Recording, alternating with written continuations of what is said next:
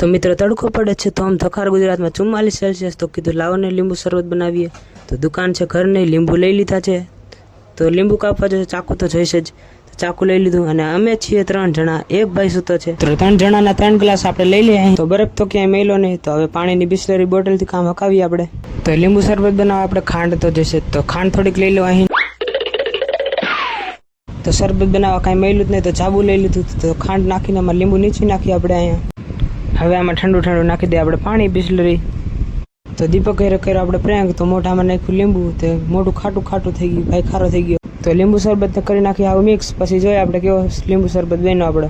કાં ભાઈ તને શેના દાંત આવે ને? બરોબર બન્યો લીંબુ શરબત આપણો। તો લીંબુ શરબત બની ગયો છે, તો આપણે આમાં લઈને આપણે ચેક કરીએ કેવો બન્યો છે। તો દીપક પહેલા તું પીને ચેક કર, હું નહીં ચેક કરું। જીતેશ ચેર્સ। તો લીંબુ શરબત બન્યો એકદમ પરફેક્ટ, ઠંડો મજા આવી ગઈ તડકામાં।